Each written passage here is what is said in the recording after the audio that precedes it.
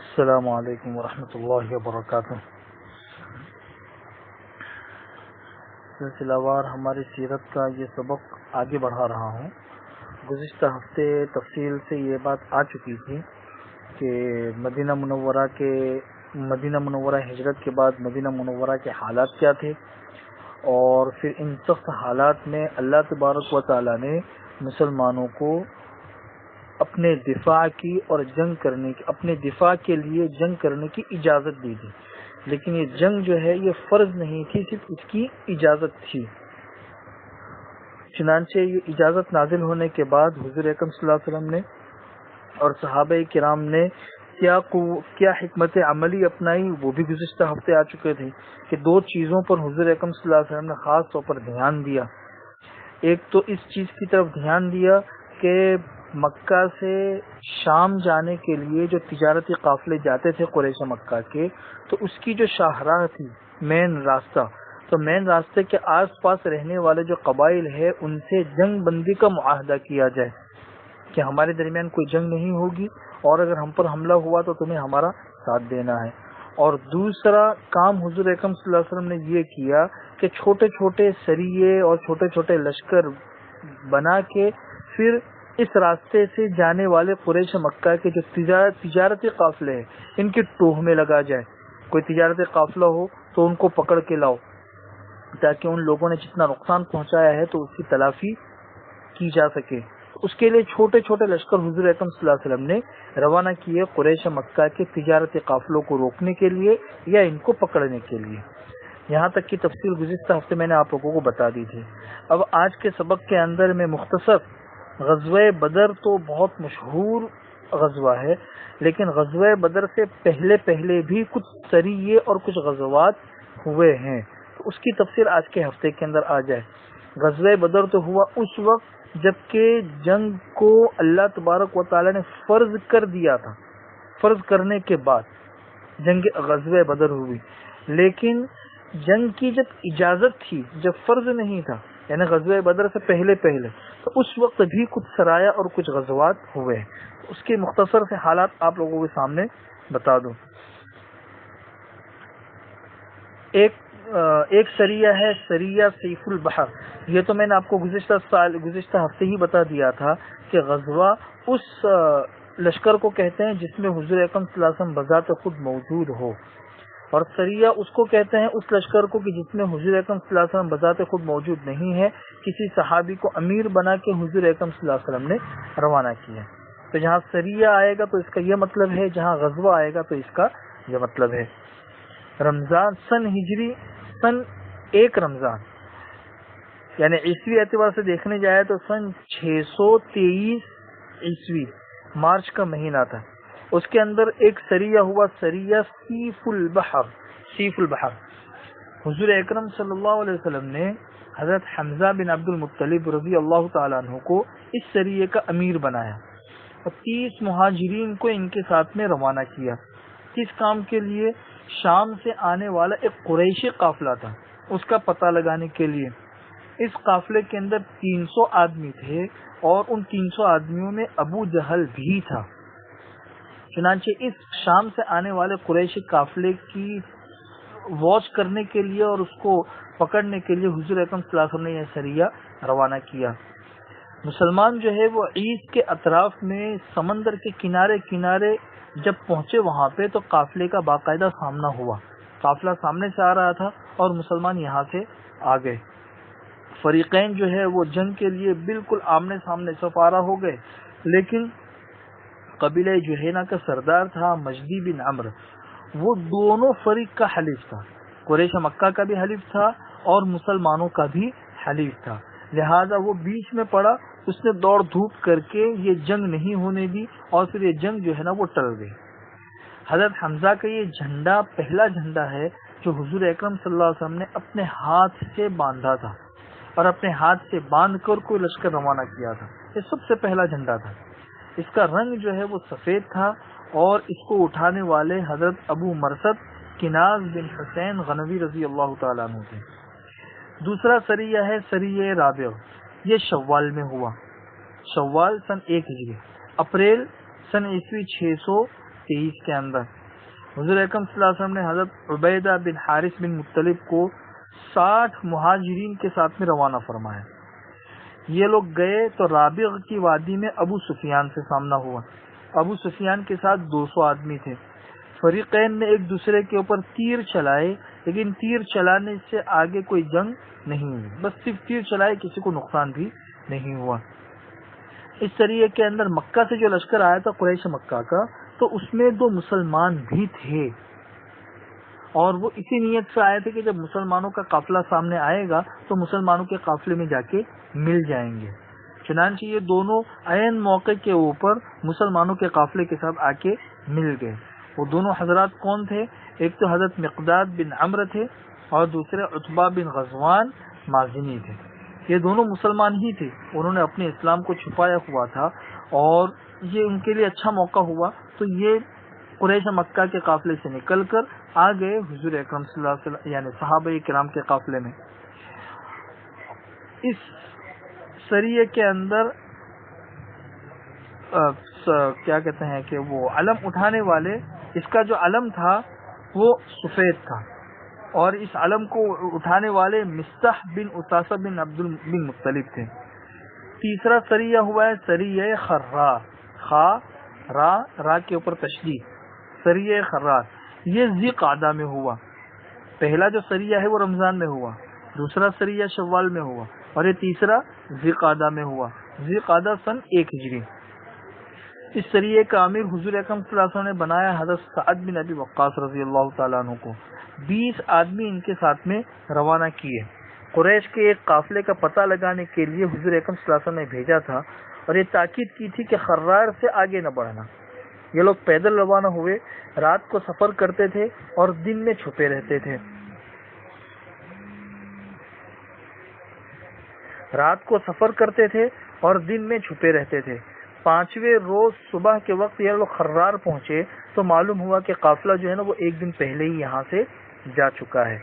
اس سریے کا جو علم تھا وہ سفید تھا جھنڈا، اور اس کے علم بردار تھے وہ حضرت مقداد بن عمرو رضی اللہ تعالیٰ عنہ تھے. چوتھا غزوہ ہے، غزوہ جس میں حضور اکرم صلی اللہ علیہ وسلم خود شریک ہوئے. غزوہ ابوا یا غزوہ ودان کہا جاتا ہے. یہ سفر سن ہجری 2 کے اندر پیش آیا. اس مہم میں 70 مہاجرین کو حضور اکرم صلی اللہ علیہ وسلم نے لیا، اور خود حضور اکرم صلی اللہ علیہ وسلم اس میں تشریف لے گئے. مدینہ منورہ میں حضرت سعد بن عبادہ کو اپنا قائم مقام مقرر فرمایا. اس مہم کا مقصد کیا تھا؟ قریش کے ایک قافلے کا راستہ روکنا تھا. حضور اکرم صلی اللہ علیہ وسلم ودان تک پہنچے، لیکن کوئی معاملہ پیش نہیں آیا، اور نہ وہ سامنے جس قافلے کو روکنے کے لیے نکلے تھے نہ وہ اس قافلے سے آمنا سامنا ہوا. اسی غزوے کے اندر حضور اکرم صلی اللہ علیہ وسلم نے بنو زمرہ کے سردار تھے عمرو بن مغشیہ زمری، ان سے حلیفانہ معاہدہ کیا. حضور اکرم صلی اللہ علیہ وسلم نے حلیفانہ معاہدہ یہ تھا کہ اس کی عبارت یہ تھی کہ یہ بنو زمرہ کے لیے محمد رسول اللہ صلی اللہ علیہ وسلم کی تحریر ہے. یہ لوگ اپنے جان اور مال کے بارے میں مامون رہیں گے، اور جو ان پر حملہ کرے گا اس کے خلاف ان کی مدد کی جائے گی.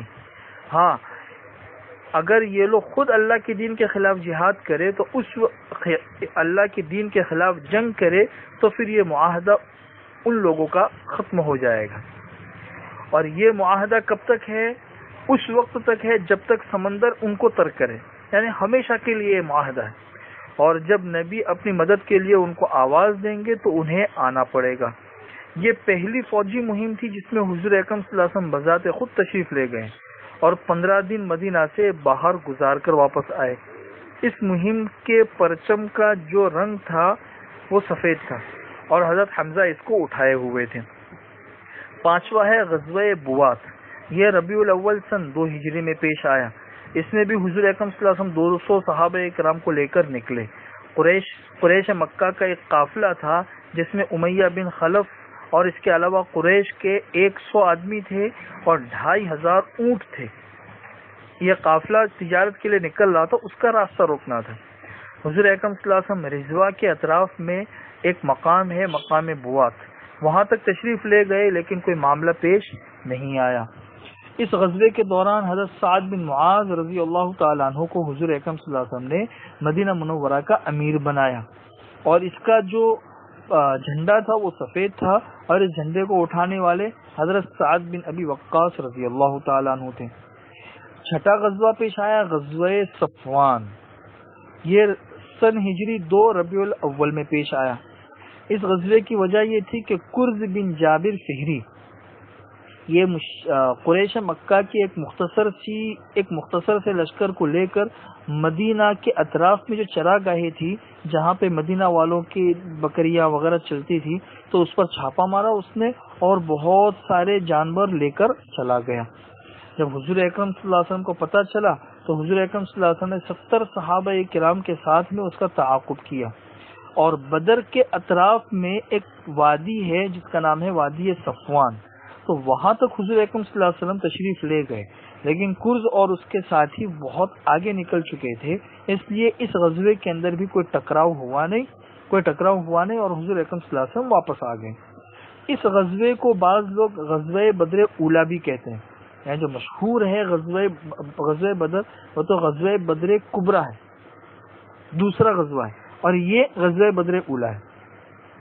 اس غزوے کے دوران مدینہ منورہ کی عمارت زید بن حارثہ رضی اللہ تعالیٰ عنہ کو سونپی گئی، اور اس کا جو پرچم تھا یہ سفید تھا، اور اس کو اٹھانے والے حضرت علی رضی اللہ تعالیٰ عنہ تھے۔ 7واں غزوہ ہے غزوہ ذی العشیرہ، یہ سن ہجری 2 جمادی الاولیٰ اور جمادی الاخرہ میں پیش آیا۔ اس میں بھی حضور اکرم صلی اللہ علیہ وسلم 150 یا 200 مہاجرین کو ساتھ میں لے کر نکلے، لیکن حضور نے کسی کو روانگی پر مجبور نہیں کیا تھا۔ سواری کے لیے صرف 30 اونٹ تھے، اس لیے لوگ باری باری سوار ہوتے تھے، اور اس کا مقصد بھی قریش کا ایک قافلہ تھا جو ملک شام جا رہا تھا، اور معلوم ہوا تھا کہ یہ مکے سے چل چکا ہے۔ اس قافلے میں قریش کا بہت سارا مال ہے۔ حضور اکرم صلی اللہ علیہ وسلم اس کو تلاش کرنے کے لیے ذوالعشیرہ تک پہنچے، لیکن آپ کے ذوالعشیرہ تک پہنچنے سے کئی دن پہلے ہی قافلہ وہاں سے جا چکا تھا۔ یہی قافلہ ہے جو جب شام سے واپس آیا تو شام سے واپسی پر حضور اکرم صلی اللہ علیہ وسلم اور صحابہ نے اس قافلے والوں کو گرفتار کرنا چاہا، لیکن یہ قافلہ تو بچ کے نکل گیا اور جنگ بدر پیش آ گئی۔ یہ قافلہ بچ کے نکل گیا اور قریش مکہ کا دوسرا قافلہ سامنے آیا جو باقاعدہ لڑنے کے لیے ہی آیا ہوا تھا، اور جنگ بدر پیش آئی۔ اور جنگ بدر جو پیش آئی وہ اسی قافلے کے تعاقب میں جانے کی وجہ سے۔ حضور اکرم صلی اللہ علیہ وسلم جمادی الاولیٰ کے اواخر میں تشریف لے گئے تھے اور جمادی الاخرہ میں واپس آئے۔ اس غزوے کے دوران حضور اکرم صلی اللہ علیہ وسلم نے بنو مدلج اور ان کے حلیف بنو زمرہ سے عدم جنگ کا معاہدہ کیا کہ بھئی ہمارے درمیان کوئی جنگ نہیں ہوگی۔ اس غزوے کے دوران حضور اکرم صلی اللہ علیہ وسلم نے مدینہ منورہ میں اپنا نائب ابو سلمہ بن عبد الاسد مخزومی رضی اللہ تعالیٰ عنہ کو بنایا۔ اس دفعہ بھی حضور اکرم صلی اللہ علیہ وسلم کا جو پرچم تھا وہ سفید تھا، اور علم بردار جو تھے وہ حضرت حمزہ رضی اللہ تعالیٰ عنہ تھے۔ 8واں سریہ ہے، سریہ سن ہجری 2 رجب میں حضور اکرم صلی اللہ علیہ وسلم نے حضرت عبداللہ بن جحش رضی اللہ تعالیٰ عنہ کی سرکردگی میں 12 مہاجرین کا ایک دستہ روانہ کیا۔ 12 مہاجرین تھے۔ سردار کون تھے؟ ان کے امیر کون تھے؟ حضرت عبداللہ بن جحش رضی اللہ تعالیٰ عنہ۔ ہر 2 آدمیوں کے درمیان ایک اونٹ تھا جس پر باری باری یہ لوگ سوار ہوتے تھے۔ حضور اکرم صلی اللہ علیہ وسلم نے اس دستے کے جو امیر تھے ان کو ایک تحریر لکھ کر دی اور یہ ہدایت فرمائی کہ 2 دن سفر کرنے کے بعد ہی اسے دیکھنا، اس سے پہلے مت دیکھنا۔ چنانچہ یہ لوگ سفر کرتے رہے۔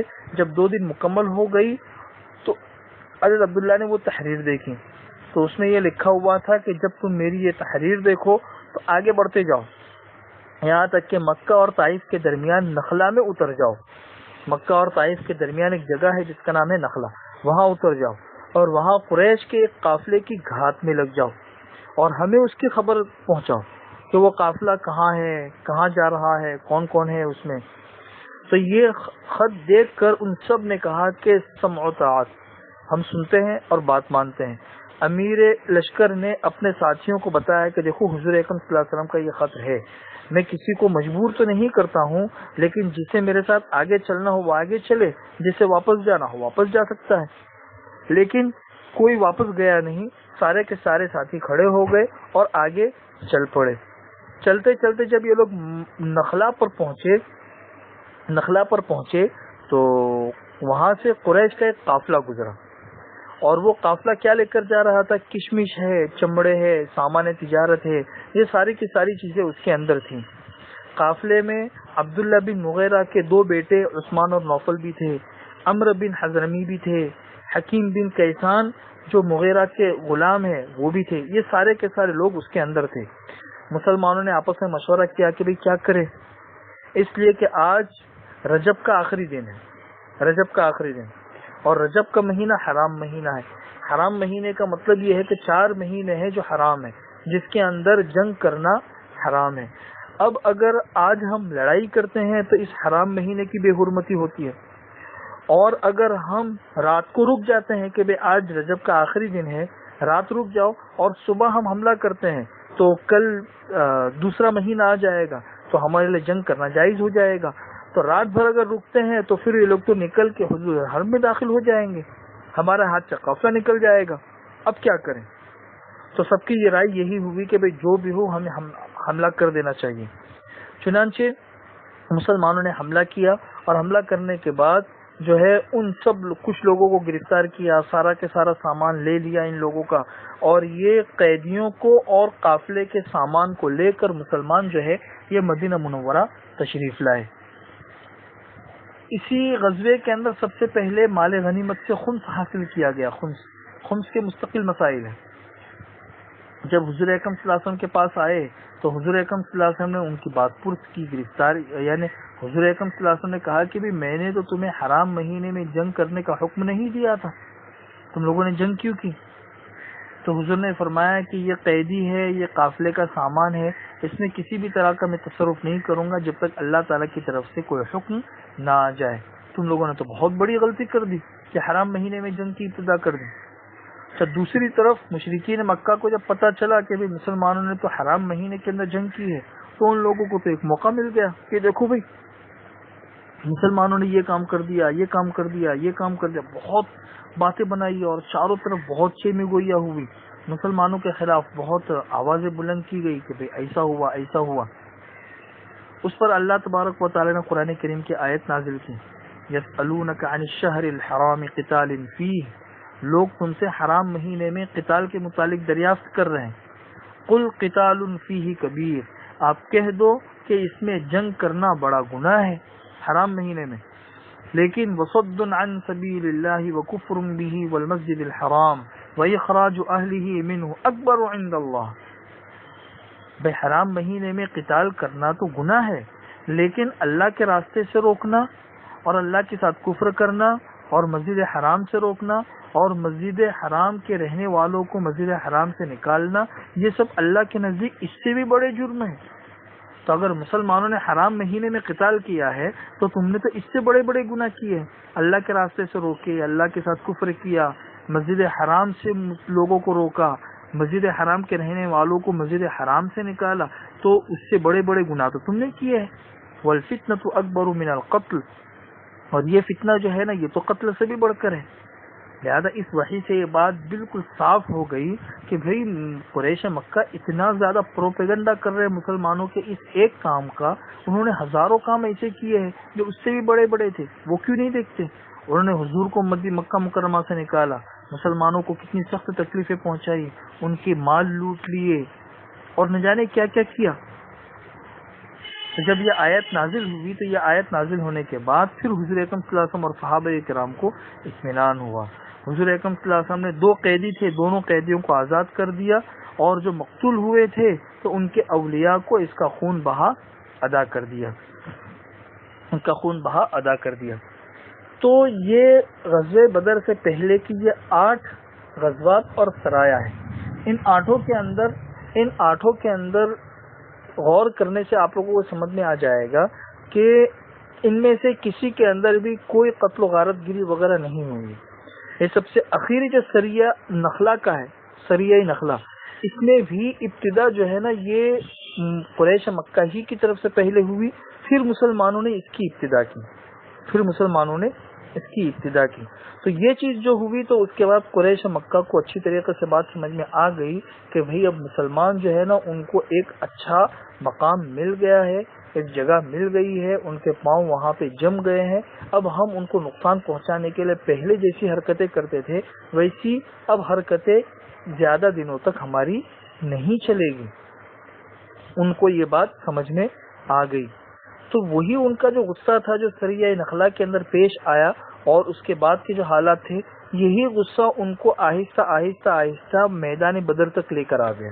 میدان بدر جو پیش آیا یہ سریہ نخلا کے ضمن کے اندر پیش آیا ہے. اس میں ان کو جو نقصان ہوا اس نقصان کے نتیجے میں ان کو غصہ تھا. پھر مسلمانوں کے خلاف انہوں نے سب کو بھڑکایا قریش مکہ نے، اور پھر سب کو میدان بدر تک لے کر آئے.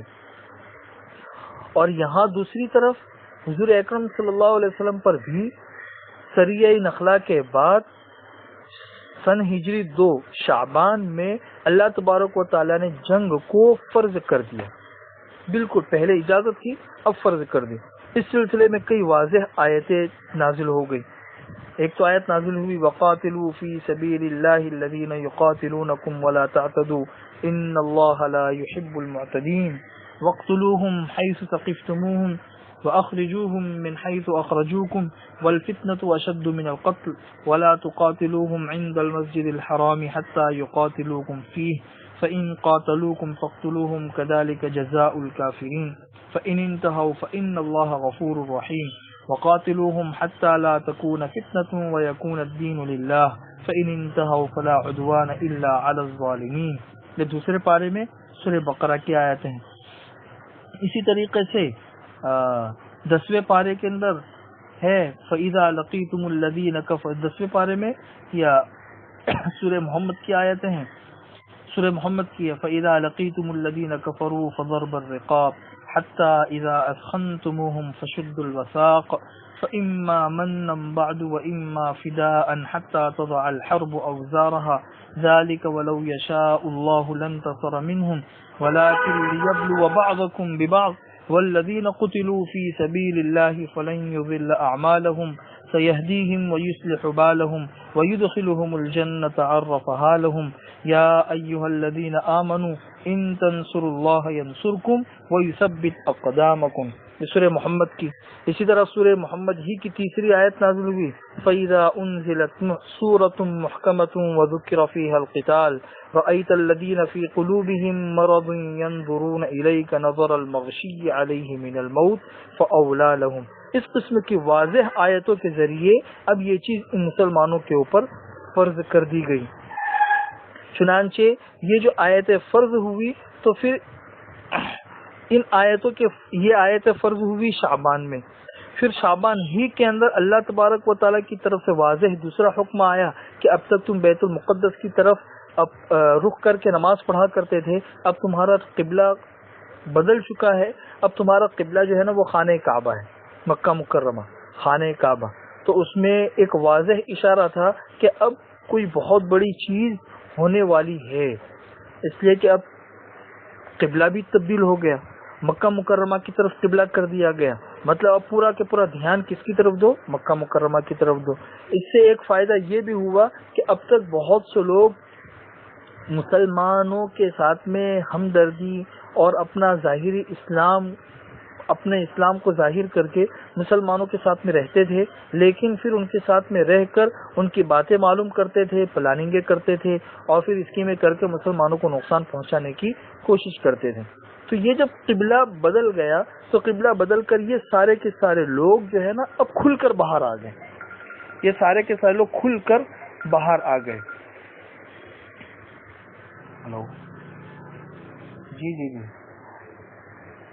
جی جی جی ایک منٹ میں فون کرتا ہوں آپ کو. ایک منٹ. تو ایسے لوگ جو ہے نا ایسے لوگ کھل کر سامنے آ گئے اور مسلمانوں سے علیحدہ ہو کر اپنی اصل حالت پر وہ لوگ آ گئے. تو اس طریقے سے مسلمانوں کے صفوں کے اندر جتنے غدار تھے اور جتنے منافق تھے وہ سارے کے سارے نکل کر باہر آ گئے اور مسلمانوں کی صفیں الگ ہو گئی. بس یہ حالات تھے غزوہ بدر سے پہلے تک کے جو میں نے آپ لوگوں کے سامنے بتا دیے. اگلے ہفتے کے اندر انشاءاللہ اس سے متعلق مستقل غزوہ بدر کس طرح پیش آیا، اس کے درمیان کیا واقعات پیش آئے، وہ انشاءاللہ اگلے ہفتے سے یہ تفصیل شروع کریں گے۔ السلام علیکم ورحمۃ اللہ۔